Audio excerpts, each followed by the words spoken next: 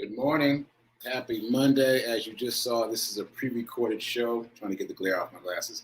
This is a pre-recorded show. I haven't done this in a while.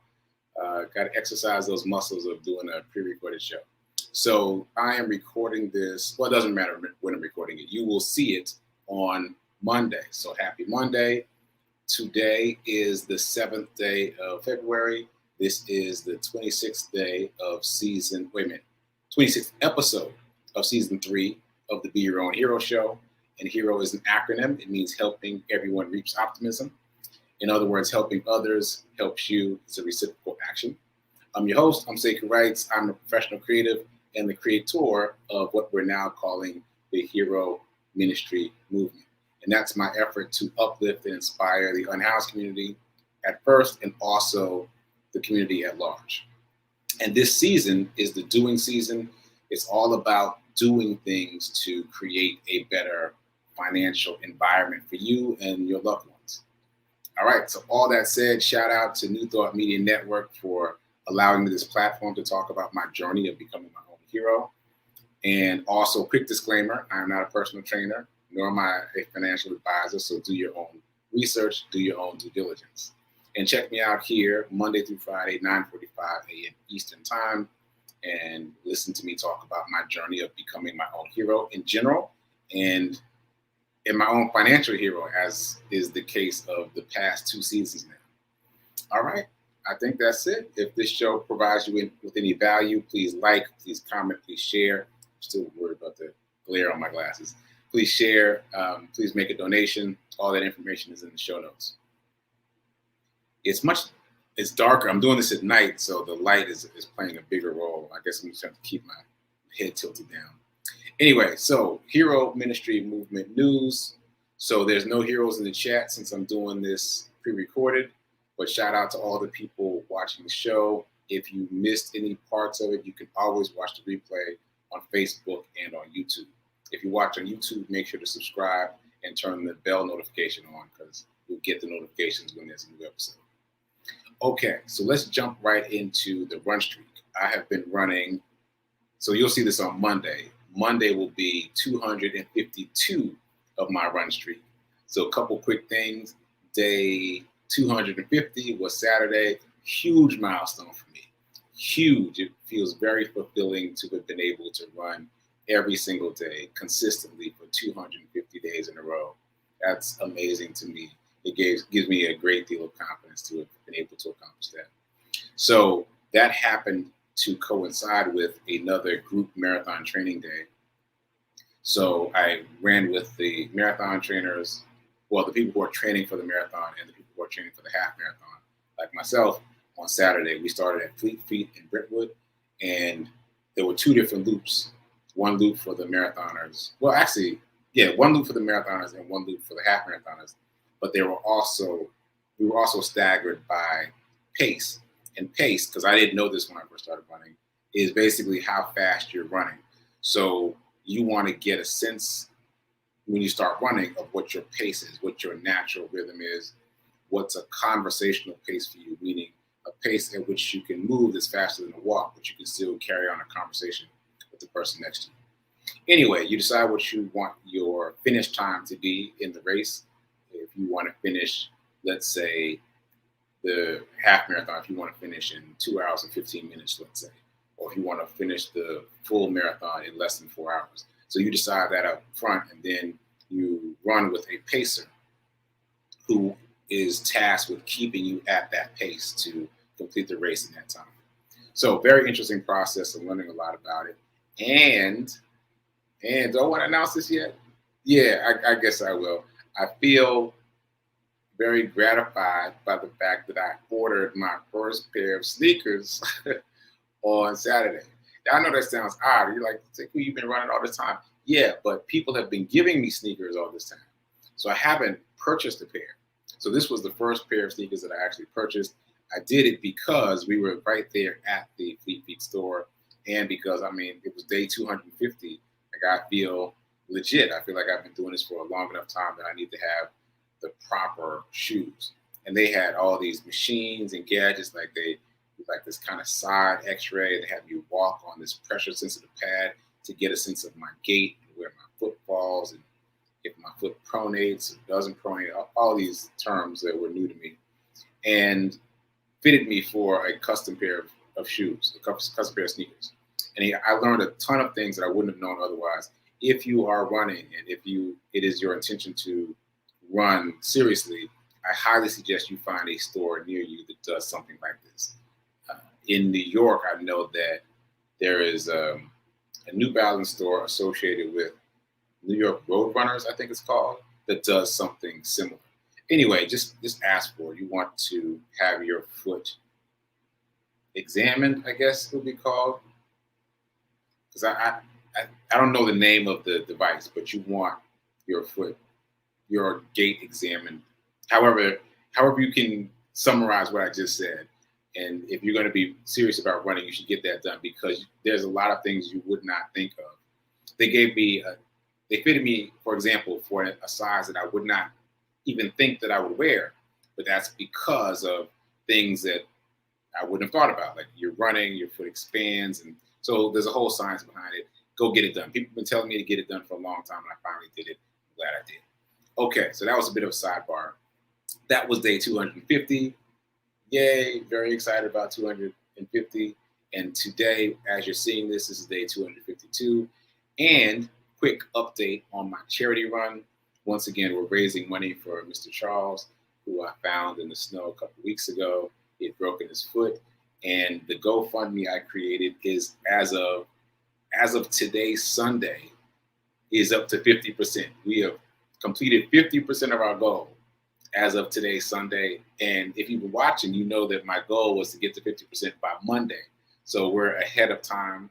So by the time you're seeing the show, hopefully we'll be even beyond 50%. So very excited, very excited. Shout out to those of you that shared the story. I did a lot of posting about it on social media over the weekend. So shout out to the folks that shared it. Please continue to share it. Let's get beyond our circle. I'm sure there will be people who are interested in the story, because I know that to be true. As people have shared the story, people who are finding out about it for the first time are very interested. So share it, and I'm sure we'll reach our goal very shortly. All right, I'm very excited about that. So this, again, is my third charity run, and we're raising money for Mr. Charles, and we're halfway there as of Sunday. Okay, so 30-day challenge. I love the camaraderie that's developing in the Facebook group. If you're interested, hit me up. I'm very excited about that sense of camaraderie, that sense of helping each other that's developing there, and the comments that are developing there. And yeah, I think that's all I want to say about that. It's just really fun to watch. And next up is the envelope challenge. I slacked a little bit over the weekend with the dice roll. So here we go. This is the dice roll for Monday. Here we go. The number is $5 for Monday.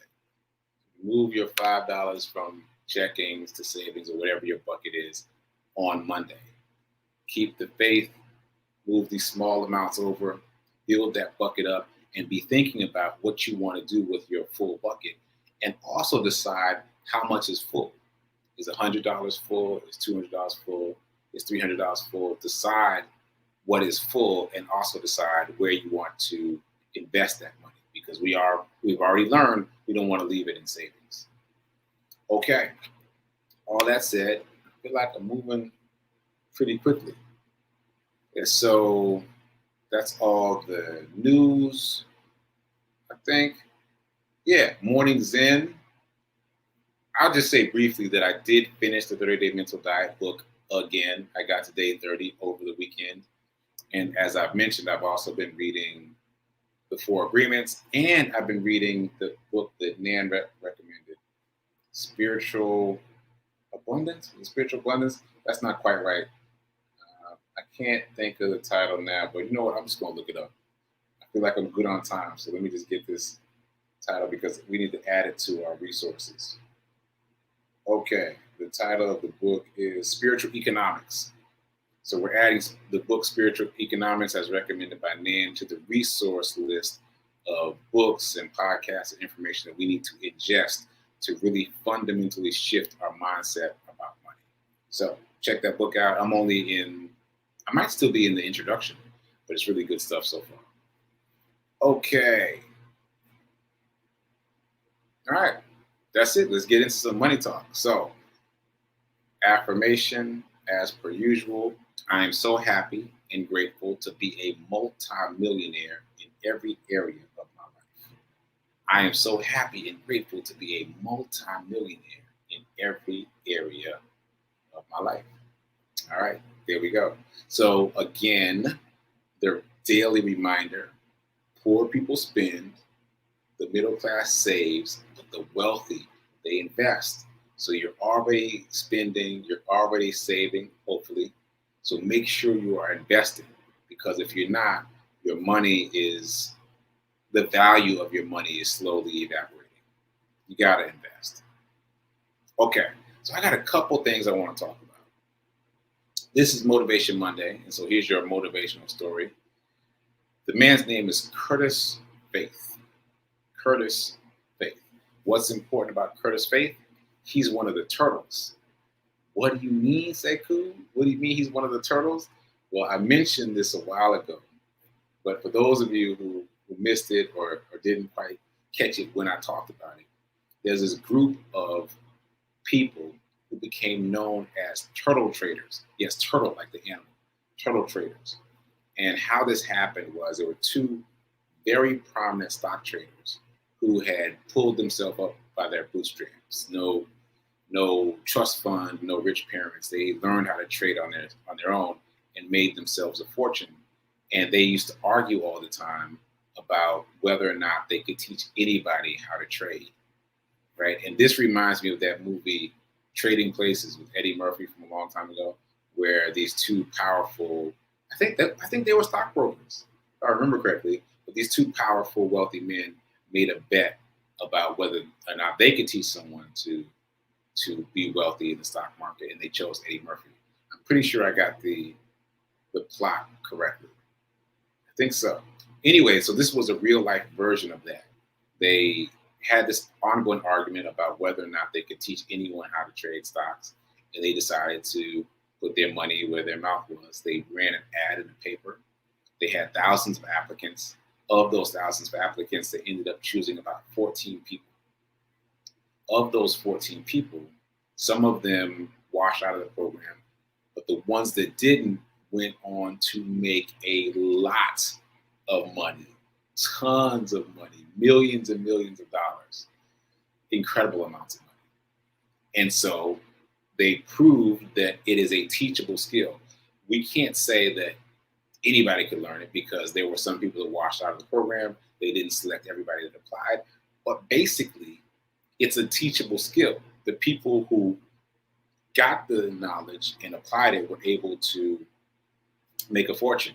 And the training program wasn't even that long. It was 2 weeks, and the whole trial period was 1 month. We're talking about 1 month. So anyway, Curtis Faith was one of those turtles at the time of the turtle trading, what should we call it, experiment. At the time of the turtle trading experiment, he was only 19 years old. 19. He was the youngest person in the program, I believe. And the other people in the program, as I've said before, were fairly random. Like there was a professional card player, somebody who worked for Dungeons and Dragons, if you remember that game from a way long time ago. Like a fairly random assortment of people. And he, Curtis Faith, at the time had been doing some computer programming. And he thinks that's what made him appeal to the two gentlemen who created this experiment. Not only was he a computer programmer, he was programming computers to analyze stock trading. I don't even know what to call it. Stock trading patterns, I believe. So anyway, this probably helped him get selected as a turtle trader. And it definitely helped him succeed as a turtle trader, because once you're in the program, they taught them how to trade. And Curtis said that the most difficult thing was not learning the system. The most difficult thing was applying the system. And I think I mentioned this before. On the first trade that they got after their training, Curtis, apparently, according to him, was the only person who followed the instructions given to the letter. Everyone else deviated from the instructions because of their own cognitive biases. We've also defined cognitive biases as errors in thinking. And we've also said from another resource a long time ago, The Psychology of Money, that money is about psychology. It's not about math, it's about psychology. And this is a perfect example of that. They were given a mathematical formula to follow, things to do. But when there was real money on the line, their cognitive biases got in the way and they often could not do what they had been asked to do. So very interesting stuff, very interesting stuff. A couple of quick notes about Curtis. He created a book. He's written a book about this whole experience. Oh, they were sworn to secrecy. They were sworn to secrecy for 10 years. So that was probably like a non-disclosure agreement. So for a whole decade, none of the turtle traders could talk about what happened or what they learned. And that NDA expired, and Curtis Faith wrote this book called The Way of the Turtle. So I've been reading that book. I recommend it. Well, do I recommend it? It's interesting reading, but it's probably best to start with the mindset stuff first. And it's not probably best. It is imperative to start with the mindset stuff first. And it is not, I can tell you right now, it is not a get-rich-quick book. It's all about mindset. Matter of fact, do I have it up? Can I read something to you? Yes. So he talks in this book about behavioral science. And it says, behavioral finance. Behavioral finance, which is a term I hadn't heard before, but makes obvious sense. People are prone to making systematic errors in circumstances of uncertainty. Under duress, people make poor assessments of risk and event probabilities and what could be more stressful than winning or losing money. So they make poor assessments of risk and event probabilities. We make poor assessments of risk and probability, especially when there's money on the line. And so this book, like many of the others, is mostly about mindset. It's mostly about shifting the way you think about money and finance. Anyway, very inspiring story. Just to give you some exact numbers, they, meaning each of the turtle traders, was given an account to trade with. It was not their own money. They were staked by the two stockbrokers who created this program. So Curtis was given a $2 million account, which was the biggest of all the 14 accounts. So he was given the largest, and that was only because he was able to follow the instructions to the letter. So he was given a $2 million account. He earned, in that first 1 month period, $78,000. Just think about that for a second. This is training. He's never traded before, not once, not a day in his life before this program. And in the course of following the instructions of the traders within that month, he made almost $80,000 in a month. He went on to make $31 million. He went on to make $31 million just in the context of turtle trading before he went off on his own and started trading as a profession, because that is what he did. Right? Fascinating, right? Like, just mind-boggling amounts of money, especially for someone who had zero experience and came in as a computer programmer. So what's the point? The point is, it's a learnable skill. It's a learnable skill for anybody.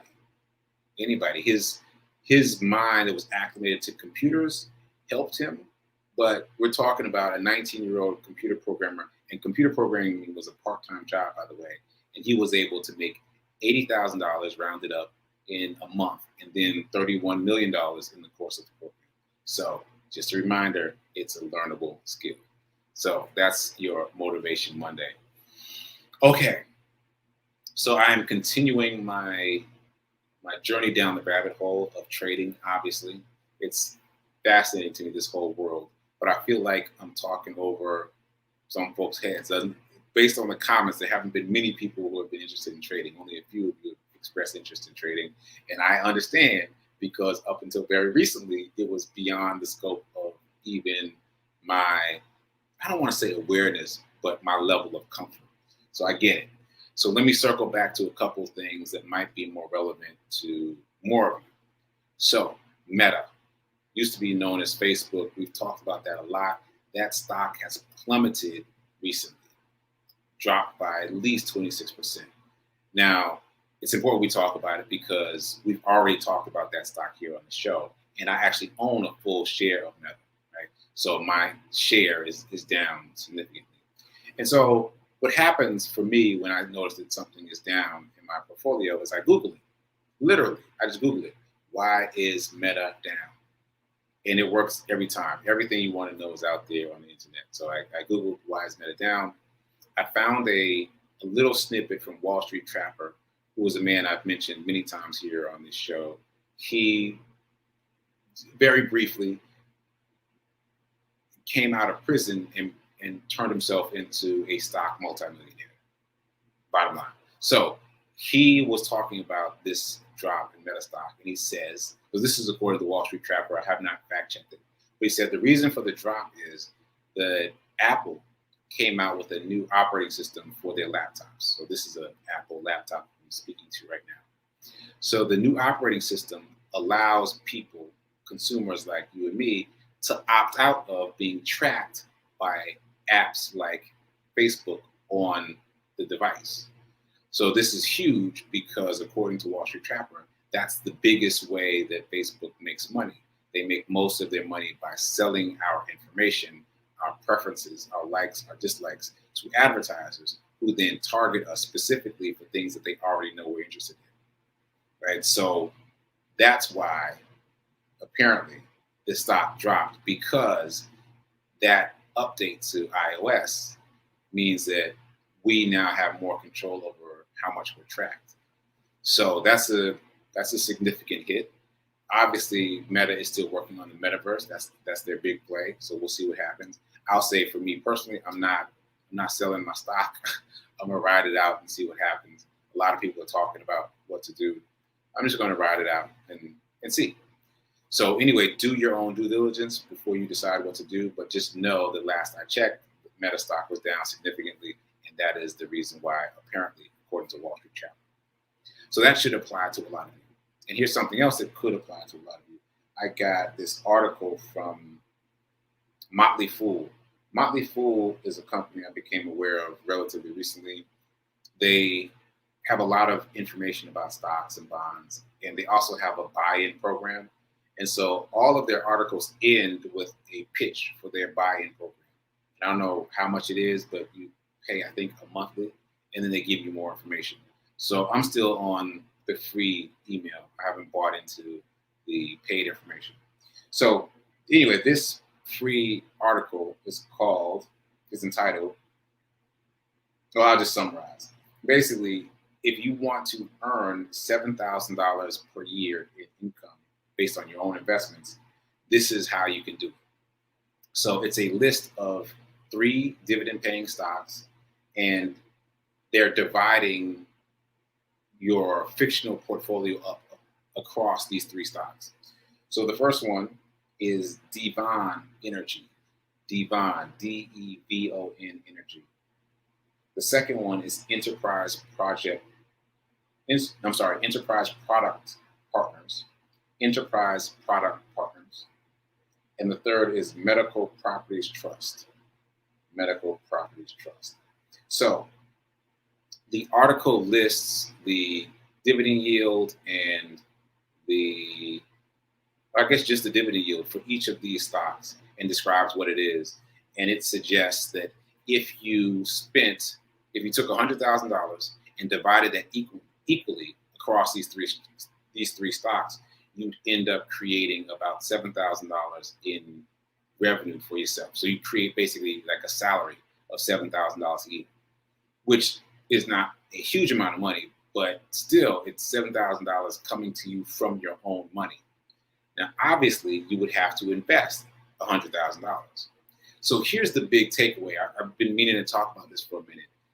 Once you know where to put your money in the stock market, you can make your own money. You can create your own salary, but you have to invest large amounts. Now, I haven't been in a position to do that yet, but I understand the logic of it. Like if you can buy, let's use something we've talked about before, the S&P 500. If you can buy a number of shares of the S&P 500, which is a dividend-paying stock, you can eventually create your own salary by getting yourself paid the dividends. Like we've talked about DRIP, which is dividend reinvestment plan, which means the dividends go right back into your stock portfolio. But you can toggle that off and on. So if you toggle it off, then the dividends come to you.